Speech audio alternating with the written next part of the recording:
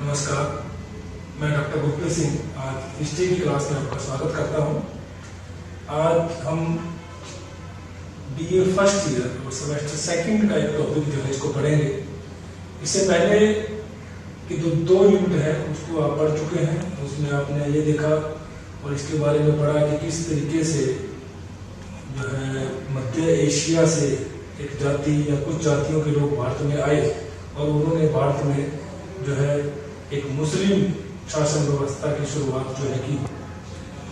उसमें सबसे पहले जो तुर्क जाति के जो आक्रमणकारी थे वो भारत में आए, उसके बाद दूसरे जातियों के आक्रमणकारी भारत में आते रहे और बाद में फरगना से मुगल आक्रमणकारी जो थे वो भारत में आए।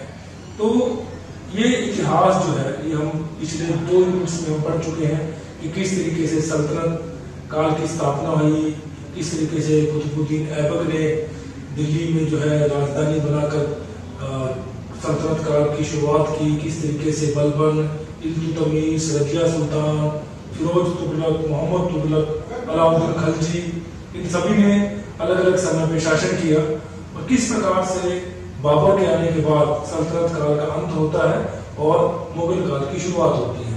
ये सभी हम पिछले अध्यायों में पढ़ चुके हैं। आज का जो हमारा विषय है वो है administrative institutional developments, that is इक्तादारी एंड मनसबदारी। कि मुगल काल में भारत में एक जो शासन व्यवस्था थी, प्रशासन व्यवस्था थी, उसमें क्या परिवर्तन किए गए।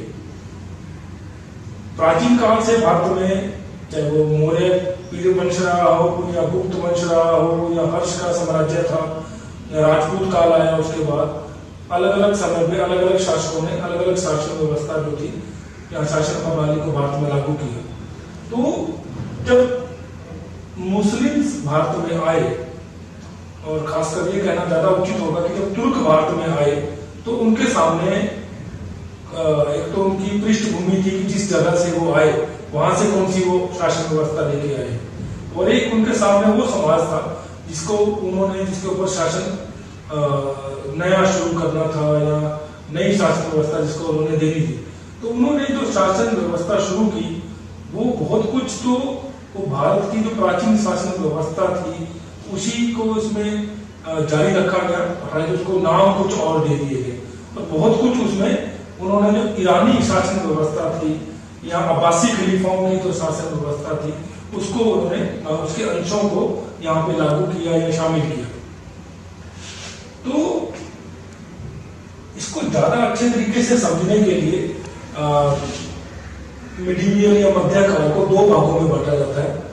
पहला है सल्तनत काल या दिल्ली सल्तनत, जिसका कि काल रहा 1206 AD टू 1526 AD, यानी कि 1206 ईस्वी से लेकर 1506 ईस्वी तक। आप सभी जानते हैं, आपने पहले भी पढ़ा हुआ है कि भारत में जो है जो सल्तनत काल के शासकों ने शासन किया, जो कि लगभग 320 साल जो है इन्होंने रूल किया।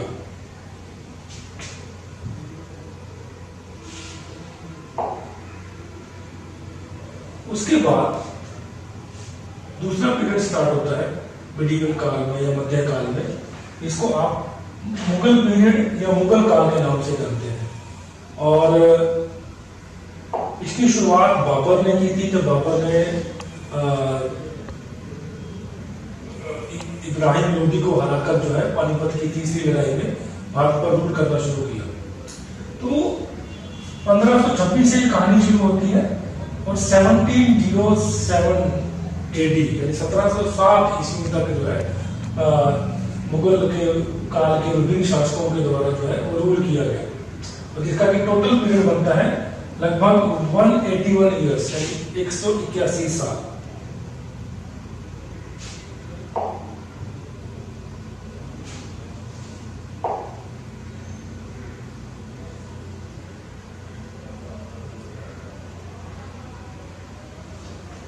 आगे हम देखेंगे कि कौन कौन से रूलर्स ने जो है सल्तनत काल में और मुगल पीरियड में जो है इंडिया पे रूल किया या भारत पे रूल किया। तो जब सल्तनत पीरियड की बात आती है, सल्तनत काल की जब बात आती है, तो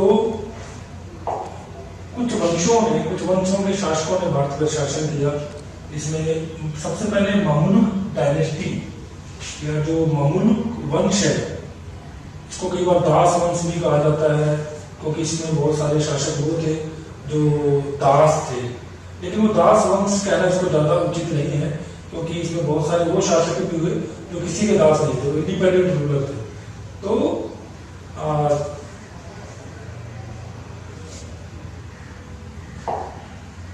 ममुलुक डायनेस्टी में सबसे पहले कुतुबुद्दीन ऐबक आया, फिर इल्तुतमिश आया, फिर बलबन आया, कुछ और भी रूलर्स आए। फिर खलजी डायनेस्टी या खलजी वंश का रूल उसके बाद स्टार्ट होता है, इसमें कि आपने जलालुद्दीन खलजी और अलाउद्दीन खलजी के बारे में पढ़ा। फिर तुगलक डायनेस्टी है, तुगलक वंश का जो है रूल स्टार्ट हुआ इंडिया में। इसमें गयासुद्दीन तुगलक, मोहम्मद तुगलक और फिरोज तुगलक ये मुख्य जो है रूलर थे, मुख्य जो है उसके शासक थे। आफ्टर दैट सैयद डायनेस्टी या सैयद वंश का रूल जो है स्टार्ट होता है। इसमें खिजर खान और मुबारक शाह से मेन जो है रूलर रहे, शासक रहे। उसके बाद लोधी डायनेस्टी या लोधी वंश का रूल जो है वो स्टार्ट हुआ इंडिया में, और जिसमें कि बहलूल लोधी, सिकंदर लोधी और इब्राहिम लोधी इन शासकों ने इंडिया पे रूल किया। तो अलग अलग वंश के अलग अलग शासकों ने लगभग 320 साल इंडिया पे रूल किया, भारत पे रूल किया। और लेकिन इस रूल के दौरान, इस शासन के दौरान उनकी जो शासन प्रणाली थी, एडमिनिस्ट्रेशन जो था, उसमें ज्यादा परिवर्तन नहीं है। थोड़े बहुत परिवर्तन थे, लेकिन वो मेनली जो उसका बेसिक स्ट्रक्चर था, जो उसका आधारभूत ढांचा था, वो सेम था।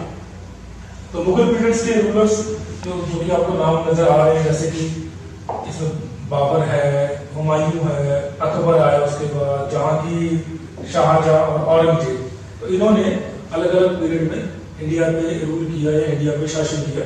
इसके बारे में आप जो है प्रीवियस चैप्टर्स में ऑलरेडी आप पढ़ चुके हैं।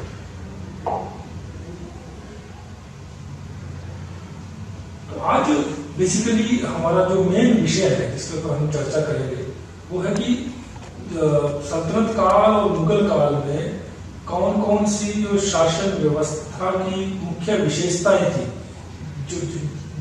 जिसको लेकर उन्होंने भारत को अपने अपने आइडियाज को या अपने विचारों को यहाँ पे को साकार किया। तो उस शासन व्यवस्था की मुख्य क्या विशेषताएं थी, उसी को आज हमें डिस्कस करना है। तो बेसिकली हम इसको 4 कैटेगरीज में डिवाइड करके डिस्कस करेंगे। तो सबसे पहले हमें डिस्कस करना है कि एडमिनिस्ट्रेशन ऑफ दिल्ली सल्तनत, दिल्ली सल्तनत की शासन व्यवस्था जो थी वो कैसी थी, उसको 4 कैटेगरीज में हमने डिस्कस करना है। फर्स्ट कैटेगरी है उसका सेंट्रल एडमिनिस्ट्रेशन या उसका केंद्रीय प्रशासन कैसा है। सेकंड कैटेगरी में हम देखेंगे उसका प्रोविंशियल या उसका प्रांतीय प्रशासन कैसा था। थर्ड कैटेगरी में हम देखेंगे उसका लोकल एडमिनिस्ट्रेशन कैसा था। और फोर्थ कैटेगरी में एक जो नई शासन व्यवस्था जो थी उन्होंने फर्स्ट टाइम भारत में शुरू की या इंडिया में इंट्रोड्यूस की, उसको हम इक्ता सिस्टम कहते हैं, इक्ता प्रणाली। तो वो उसके बारे में हम जानकारी प्राप्त करेंगे कि वो इक्ता प्रणाली या इक्ता सिस्टम क्या है। सबसे पहले सेंट्रल एडमिनिस्ट्रेशन की बात करते हैं कि केंद्रीय प्रशासन कैसा था। नाम से पता चलता है, यानी सेंटर में किस तरीके से रूल किया जाता था, यानी केंद्र से किस प्रकार की शासन व्यवस्था जो थी वो चलाई जाती है। आज भी आप देखते हैं कि अगर आप भारत की ही बात कर रहे हो तो आज भी आप देखते हो कि जो सेंट्रल गवर्नमेंट है वो जो है वो एक प्लांट तरीके से पूरे ऑर्गेनाइज्ड वे में जो है एक रूल को जो है वो कंडक्ट करती है, शासन व्यवस्था को कंडक्ट करती है।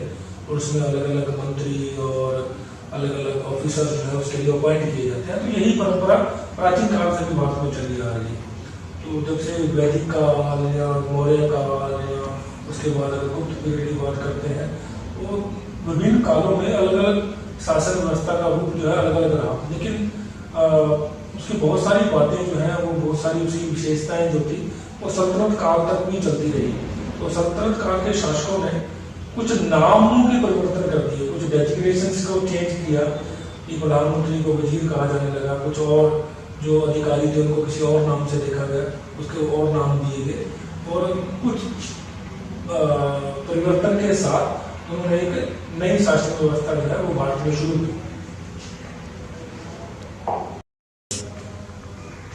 तो जो केंद्रीय शासन व्यवस्था थी उसमें जो सबसे मुख्य रोल था वो सुल्तान का था। वही सारी शक्तियों का स्रोत था, सारी पावर्स जो थी उसी के पास थी। कुछ इतिहासकारों ने बताया है कि अब्बासी खलीफाओं के समय से जो सुल्तान था उसका पहले नाम उसको आमिर कहा जाता था, कि आमिर के नाम से जो है वो सारे शासन को अपने नियंत्रण में रखता था। और आमिर की जिम्मेवारी होती थी कि वो जो है सारी शासन व्यवस्था की निगरानी करे, उसको संभाले और सही तरीके से जो है वो उसको लागू करे। और उस पर आमिर वही व्यक्ति बनाया जाता था जो एक तरीके का धार्मिक गुरु होता था। लेकिन बाद में जो है धीरे धीरे इसमें परिवर्तन आते गए और इसको सुल्तान कहा जाने लगा। और सुल्तान जो था वो बड़ा एक पावरफुल व्यक्ति था। राज्य की सारी शक्तियां जो थी वो सुल्तान के पास थी। और उसको जिले इलाही भी कहा था। अलाउद्दीन खिलजी ने जो है उसके लिए एक नई व्यवस्था शुरू की, नया नाम दिया उसके लिए, जिले इलाही मीन्स शैडो ऑफ गॉड, यानी भगवान की या खुदा की परछाई। तो इस तरीके से सुल्तान का पद जो था वो धीरे धीरे इतना शक्तिशाली होता चला गया कि उसमें जो है एक दैवीय तत्व को इंक्लूड किया गया और उसे खुदा की परछाई जो है वो इस धरती पे माना गया। और अलाउद्दीन खिलजी ने ही दो नए सेरेमनी शुरू की, सिजदा और पाबोस। जो भी कोई व्यक्ति सुल्तान के दरबार में आता था उसे जो है सुल्तान को सर झुकाकर सिजदा करना होता। ये व्यवस्था जो है अब्बासी खलीफाओं के समय से चली आ रही थी। अलाउद्दीन खिलजी और दूसरे शासकों ने इसको भारत में लागू किया। अलाउद्दीन खिलजी ने पाबोस पे बहुत जोर दिया। पाबोस होता है घुटनों के ऊपर बैठकर और किसी व्यक्ति के एक पैर को चूमना। और ये व्यवस्था पहले सिर्फ खलीफाओं के लिए थी। अलाउद्दीन खिलजी पहला वो व्यक्ति था जिसने इसको अपने दरबार में बड़े जोर से लागू किया, बड़े फोर्सफुली लागू किया और उसने लोगों को मजबूर किया कि जब वो उसके सामने आए तो वो पाबोस की प्रथा जो है उसका जो है वो पालन करें।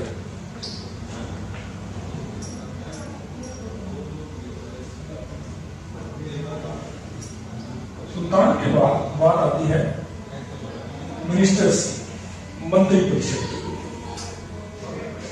आज ये मंत्री वैसे मंत्री नहीं होते थे जैसे आज आप देखते हो कि भारत में जैसे एक मंत्री परिषद। तो उस समय कोई मंत्री परिषद नाम की कोई चीज नहीं थी। मंत्री जो थे उनका चुनाव जो था वो सुल्तान की मर्जी से होता। सुल्तान उनका चुनाव करता था। जो व्यक्ति सुल्तान को अच्छा लगता था उसको मंत्री बना दिया जाता था, जो व्यक्ति सुल्तान को अच्छा नहीं लगता था उसको मंत्री पद से हटा दिया जाता था। तो मिनिस्टर्स में अगर देखा जाए कि सबसे पावरफुल मिनिस्टर कौन था, सबसे पावरफुल मंत्री कौन था, सबसे पहला नाम आता है वजीर, जिसको आप प्रधानमंत्री भी कह सकते हो। ये जो वजीर का पद होता है ये सबसे मुख्य पद सल्तनत काल में माना जाता था। और वजीर उसी को बनाया जाता था जो अहले कलम means man of learning rather than warrior, कि वो व्यक्ति होता था जो विद्वान होता था। तो ऐसे व्यक्ति का चुनाव भी वजीर के पद के लिए किया जाता था। तो हालांकि उसकी शक्तियां अलग अलग शासकों के समय में कम या ज्यादा हो सकती हैं। जो अगर सुल्तान ज्यादा शक्तिशाली होता था तो वजीर जो है उसकी शक्तियां कम होती थी।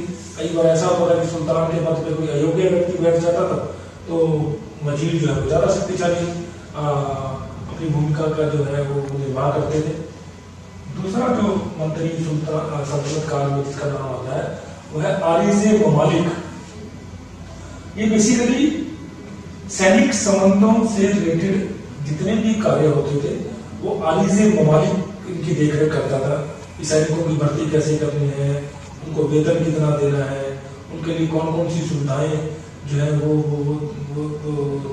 राज्य ने देनी है, तो उनका जितना भी टेक केयर है एक तरीके की ये आर्मी की, वो सारी आरिज़ी ममालिक के द्वारा की जाती थी। तो इसलिए ये बड़ा ही एक मुख्य पद था और इसमें सुल्तान के खास व्यक्ति को ही ये पद जो है वो दिया जाता था।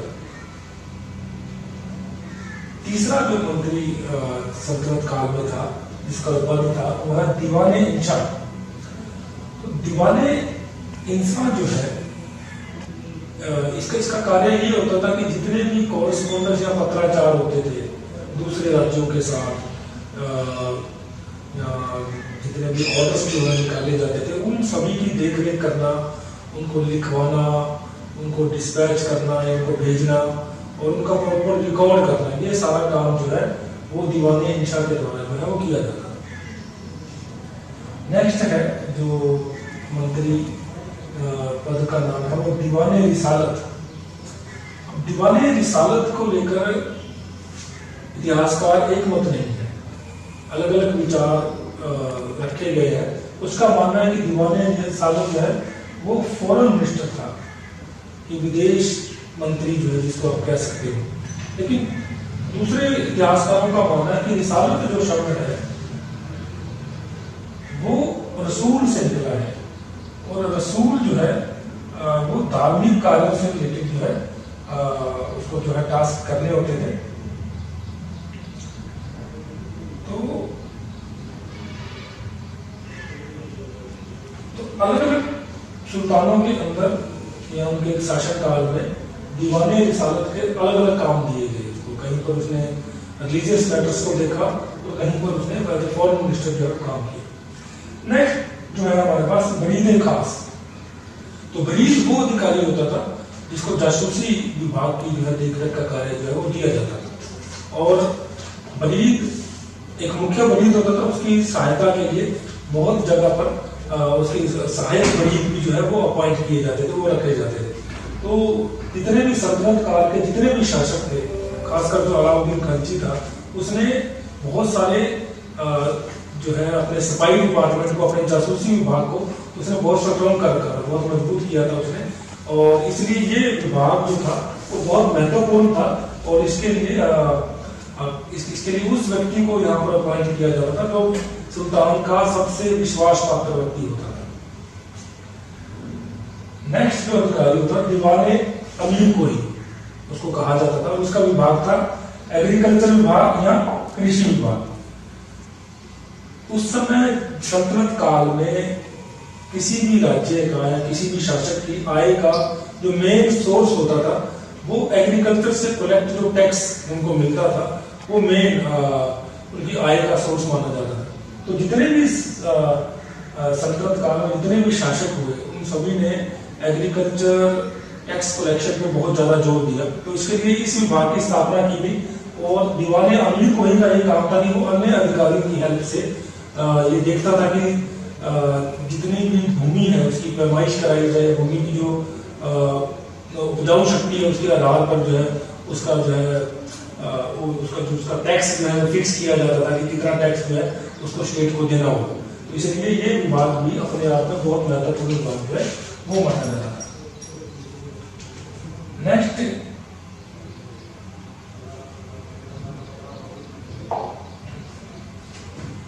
वकील दर। वकील दर जो था ये इसका काम था कि जितना भी शाही परिवार है, सुल्तान है, उसकी पत्नियां हैं और उसके जितने भी आगे बच्चे हैं, उन सभी का जितना भी खर्च है उसका हिसाब किताब रखना और सबको जितनी उनकी रिक्वायरमेंट्स है वहां तक टाइम से पहुंचाना, ये सब जो कार्य था वो वकील दर के कंट्रोल में था। और इसलिए ये भी जो पद जो था सल्तनत काल में बड़ा मुख्य पद था और यहाँ पर किसी सुल्तान के किसी रिश्तेदार या करीबी व्यक्ति को ही अपॉइंट किया जाता था, क्योंकि सारा शाही परिवार जो था एक तरीके का अपनी जरूरतों के लिए इस अधिकारी पर डिपेंड रहता था। दूसरा अधिकारी था जो नेक्स्ट अधिकारी है हमारे पास अमीर हाजिब। अमीर हाजिब का कार्य यह था कि जितना भी जो दरबार है, सुल्तान का दरबार है, उसमें कौन व्यक्ति जो है वो सुल्तान के सामने पेश होगा, सुल्तान के सामने जितने अधिकारी बैठे हैं कौन पहले नंबर पे बैठेगा, कौन दूसरे नंबर पे बैठेगा, कौन तीसरे नंबर पे बैठेगा, ये डिसीजन भी जो है वो अमीर हाजिम के द्वारा लिया जाता था।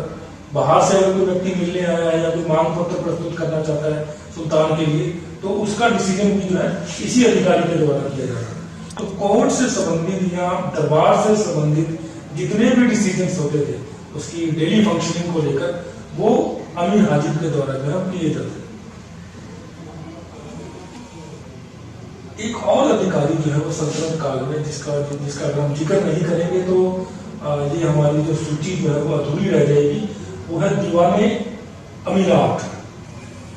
इस अधिकारी का कार्य ये था कि जितना भी कंस्ट्रक्शन वर्क है उसको इसी अधिकारी की निगरानी में जो है किया जाता था। तो दीवाने अमीरात जो है वो पब्लिक वर्क्स को देखता था कि कहीं पर अगर कोई सराय का निर्माण करना है, कहीं पर अगर कोई किले का निर्माण करना है या और किसी कंस्ट्रक्शन वर्क को देखना है, पब्लिक वर्क को देखना है, तो वो इस अधिकारी की जो है अधीन जो है वो किया जाता है। तो सेंट्रल एडमिनिस्ट्रेशन में आपने देखा अभी कि किस तरीके से सुल्तान और उसके ये जो मंत्री हैं और जिनको अलग अलग नामों से जाना गया है, तो ये किस तरीके से मिलकर जो है एक केंद्रीय प्रशासन व्यवस्था को जो है वो चलाते थे। आगे हम देखेंगे कि जो प्रांतीय एडमिनिस्ट्रेशन था, प्रोविंशियल एडमिनिस्ट्रेशन था, वो कैसा था सल्तनत काल में। जैसा कि इस मैप में आपको नजर आ रहा है कि ये जो डार्क कलर्स में आपको जो एरिया नजर आ रहा है, ये सल्तनत पीरियड जब अपने चरम पे थी, तो उस समय इतनी जो भूखंड है जो भारत का जो ज्योग्राफिकल एरिया जो है वो सुल्तानों के अधीन था या सल्तनत काल के जो है अधीन था। हालांकि अलग अलग शासकों के समय में कम या ज्यादा हो सकता है। तो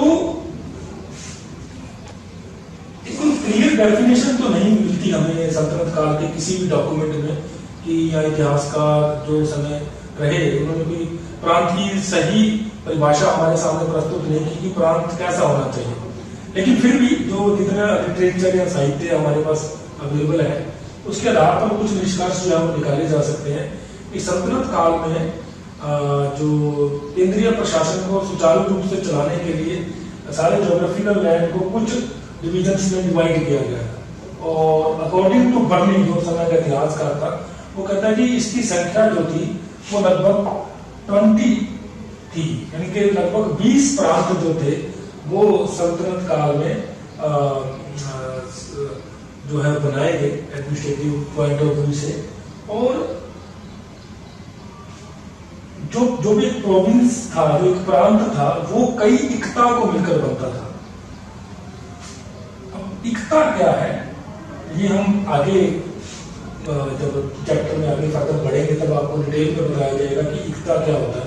तो मोटे तौर पर समझने के लिए बात है कि इक्ता एक ज्योग्राफिकल या एक भूमि का एक छोटा सा टुकड़ा था जो किसी भी सुल्तान के द्वारा अपने किसी सर्वेंट को उसकी सर्विस के बदले में दिया जाता था, ताकि वो उसको कैश सैलरी ना देकर उसको एक लैंड का टुकड़ा दिया जाता था कि आप वहां से टैक्स कलेक्ट करके अपने डेली एक्सपेंसेस जो है वो आप निकाल सकते हैं। बाकी जो टैक्स बच जाता है वो आपको जो है वो स्टेट के पास आपको उसको जमा कराना होता था। तो कुछ इकतास को मिलाकर जो है वो एक प्रांत जो है वो बनाया जाता है, ऐसा इतिहासकारों का मानना था। और तो उस प्रांत को खित्ता और विलायत इन दो नामों से जाना जाता है। उसको खित्ता भी कहा जाता था और विलायत भी कहा जाता था। और मुक्ति जो है, जो इकता प्रमुख होता था, मुक्ति कहा जाता था उसको, उस अधिकारी को मुक्ति कहा जाता था। तो मुक्ति का पूरा कंट्रोल होता था उसके एडमिनिस्ट्रेशन को लेकर, कि उसका जितना भी एडमिनिस्ट्रेशन है सुल्तान के बाद, वो मुक्ति नामक जो अधिकारी था वो प्रांत को चलाता था। जैसे आजकल आप देखते हैं कि प्रधानमंत्री के बाद जो है मुख्यमंत्री की ज्यादा जिम्मेवारी होती है कि वो किस तरीके से जो है एक राज्य को या एक प्रांत को चलाता है। तो ऐसे ही उस समय पे मुख्यमंत्री की जगह मुक्ति वर्ड जो था वो यूज किया जाता था। और दूसरे जो अधिकारी थे उसकी हेल्प के लिए, उस प्रांत में जो उसका एडमिनिस्ट्रेशन चलाने के लिए, उसमें नैब दीवान प्रमुख था और एक वरीर जो नैब दीवान था उसका काम था टैक्स कलेक्शन करना, या रेवेन्यू जो था, जो है भूमि कर जो था उसको टैक्स कलेक्ट करना। और वरीर जो था वो इंटेलिजेंस ऑफिसर था, जो सारी रिपोर्ट जो था वो सुल्तान के पास कलेक्ट करके जो है वो भेजता था। तो इस तरीके से सल्तनत पीरियड में इस तरीके से जो है प्रांतीय व्यवस्था जो थी वो चलाई जाती थी।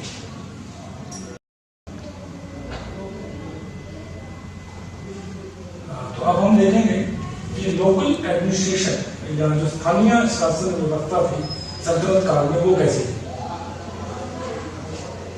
तो अब हम देखेंगे कि सल्तनत काल में जो स्थानीय शासन व्यवस्था थी वो कैसी थी, यानी लोकल जो एडमिनिस्ट्रेशन था वो किस प्रकार से जो है उसको लागू किया जाता था, चलाया जाता था। तो जितने भी प्रांत थे, प्रोविंसेस थे, उनको फर्दर आगे जो है वो डिवाइड किया गया था और उस इकाई को परगनास के नाम से जाना जाता था। आजकल परगना आप ऐसे कह सकते हैं कि जैसे आजकल कोई डिस्ट्रिक्ट होता है, जिला होता है, तो लगभग जिले के समान ही जो इकाई थी, शासन व्यवस्था थी, उसको परगना जो है वो कहा जाता था। परगना के बाद शासन व्यवस्था के लिए एक 100 गांव का समूह जो है वो बनाया जाता था, जिसको कि साजिश कहा जाता था। और उसके बाद एक यूनिट और थी जिसमें लगभग 84 गांव, 84 विलेजेस जो थे वो इंक्लूड किए जाते थे और उसको 84 के नाम से जो है वो जाना जाता था।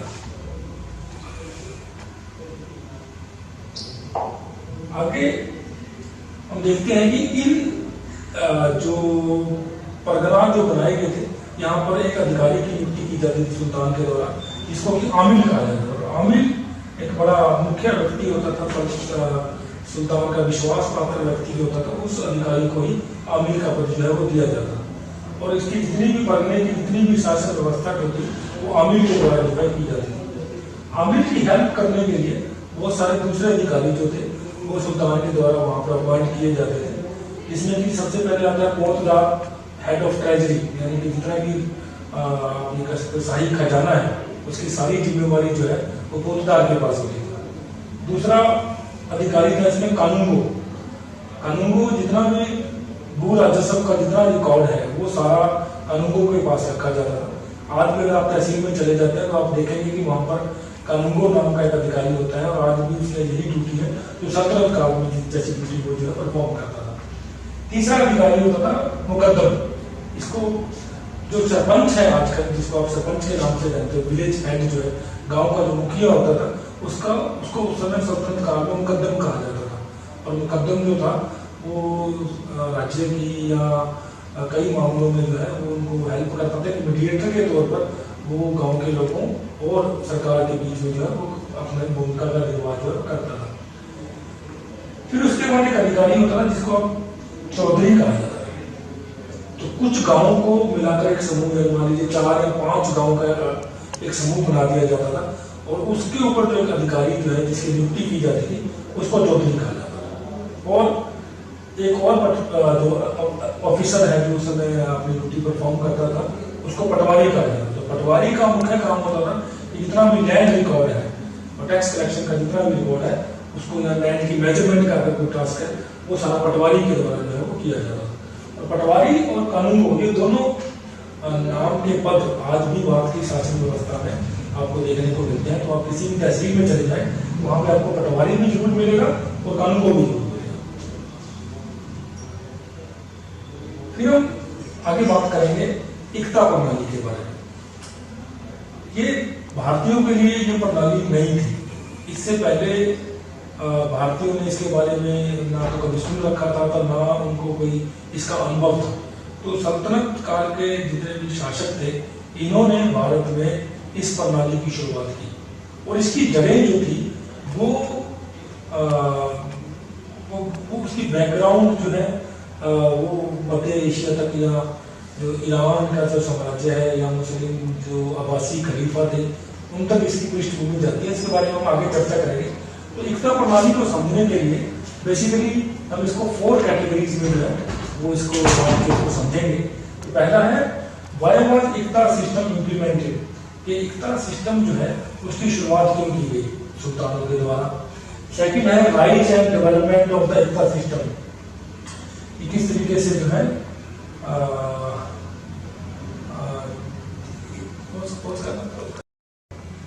अब हम बात करेंगे एकता सिस्टम के बारे में, एकता प्रणाली के बारे में। इसके बारे में आपने बहुत सारी किताबों में पढ़ भी रखा होगा और इसके बारे में आपने सुन भी रखा होगा। कि एकता प्रणाली क्या थी जो सल्तनत काल के शासकों के द्वारा भारत में शुरू की गई। ये भारतीयों के लिए नई शासन व्यवस्था थी, इससे पहले भारतीयों को इसका कोई अनुभव नहीं था। और सल्तनत काल के जितने भी शासक थे उन्होंने अपने प्रीवियस एक्सपीरियंसेस को ध्यान में रखते हुए भारत में इस व्यवस्था को जो है वो लागू किया। सबसे पहले हम देखेंगे कि इसका अर्थ क्या है और इसकी पृष्ठभूमि क्या है, यानी एकता सिस्टम है क्या, एकता का क्या अर्थ है और क्या वजह रही कि सल्तनत काल के शासकों ने इसको भारत में लागू किया। तो एक अरेबियन वर्ड है, एकता जो है ये अरेबियन वर्ड है, इसका अर्थ होता है ट्रांसफरेबल रेवेन्यू असाइनमेंट, यानी वो भूमि अधिन्यास हस्तांतरण जो ट्रांसफरेबल है, यानी उसका एक भूमि का टुकड़ा किसी को दे दिया जाता है टैक्स कलेक्शन करने के लिए उसकी सर्विसेज के बदले स्टेट के द्वारा, लेकिन वो पैतृक नहीं है, वो उसको ट्रांसफर नहीं कर सकता अपनी अगली जनरेशन को। तो जैसे ही सुल्तान को लगता है कि उससे वो भूमि का जो टुकड़ा है उसको वापस ले लेना चाहिए, उसको वापस ले लिया जाता है और उसी को एकता कहा जाता है। और ये इसकी जो पृष्ठभूमि की अगर बात करते हैं तो ये अब्बासी खलीफा जो थे उनके समय में आरंभ में जो है इस व्यवस्था को शुरू किया गया था कि वहाँ जो अब्बासी खलीफा थे वो अपने राज्य की जो सर्विसेज थी, सेवाओं के बदले में लोगों को भूमि के टुकड़े जो है बांट दिए जाते थे ताकि वहाँ से उनको कैश सैलरी नहीं मिलती थी, तो वहीं से वो अपने एक्सपेंसिव जो चुराते थे और वहाँ से वो टैक्स कलेक्ट करते थे। और इनकी संख्या काफ़ी ज़्यादा होती, कई हज़ारों में जो है एकता जो है वो लोगों को या अधिकारियों को उनकी सर्विसेज के बदले डिस्ट्रीब्यूट किए जाते थे। और इस पीस ऑफ लैंड को कट्टा कहा जाता था। जो पीस ऑफ लैंड किसी ऑफिसर को उसकी सर्विस के बदले में दिया जाता था, पहले उसको कट्टा जो है उसका नाम था, उसको कहा जाता था। बाद में यही कट्टा एकता में बदला, जिसका बदलता चला गया तो इसके नाम में परिवर्तन आया और कट्टा की जगह जो है इसको एकता कहा जाने लगा। और एकता की सिस्टम की ये खास बात थी कि इसमें नो कैश, कोई भी कैश जो है किसी ऑफिसर को उसकी सर्विसेज के बदले में जो है वो नहीं दिया जाता। और जो वो पर्सन होता था उसकी ये ड्यूटी होती थी कि वो उस एकता से या वहां से वो टैक्स कलेक्ट करेगा और उसके जो डेली एक्सपेंसेस हैं उनकी वो वहां से पूरा करेगा। और उसके बाद अपना शेयर रखने के बाद वो जो सरप्लस उसके पास जितना भी अमाउंट बचेगा उस अमाउंट को वो स्टेट के पास या शाही राजकोष में जो है उसको जमा कराया जाएगा।